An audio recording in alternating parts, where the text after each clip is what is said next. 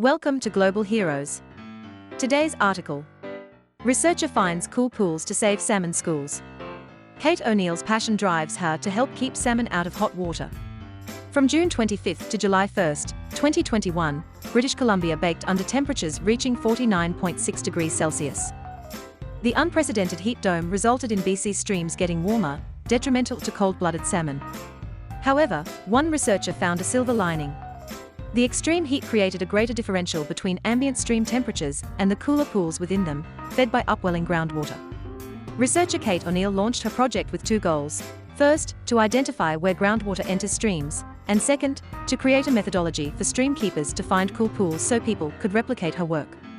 During 2019 and 2020, the summers were not extraordinarily warm, so it was difficult to identify thermal refugia, cool pools, within streams, says O'Neill, whose 2019 research was funded by the Pacific Salmon Foundation, PSF, and the Pacific Institute for Climate Solutions. Her master's study in ecological restoration from Simon Fraser University and BCIT focused on Vancouver Island's Salmon River. The heat of 2021 made these cool refuge areas more obvious and necessary for salmon. Alan Chamberlain, Salmon River Restoration Society, TRSS, director and volunteer, contributed to O'Neill's research when he noticed thermal refugia while snorkeling the river during the heat dome. The society mobilized research assistants to walk the lower Salmon and document the cool spots, which they shared with O'Neill. By identifying these thermal refugia, we can help protect specific areas by increasing public awareness and really focus our efforts on climate mitigation, says O'Neill.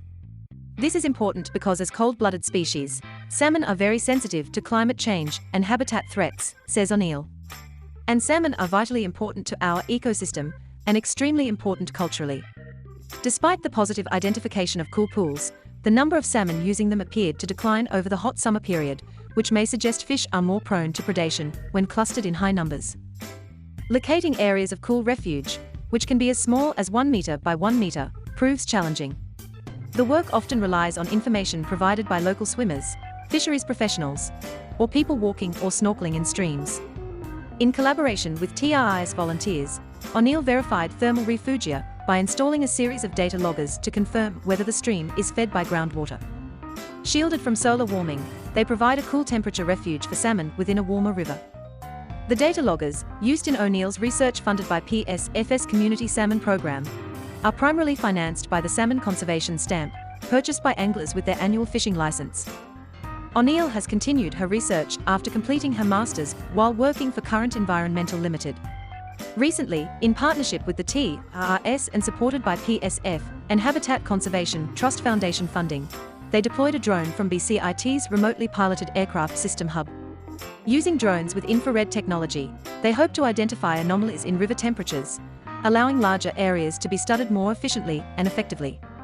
Her ultimate goal is to support the identification and mapping of thermal refugia within all salmon-bearing streams in BC. We still don't know where a lot of these areas are, and we continue to rely on anecdotal information and citizen science from people who care, says O'Neill. Learn more about Pacific salmon at psf.ca. Thank you for being with Global Heroes. Remember to subscribe to our newsletter, follow us, and bookmark globalheroes.com.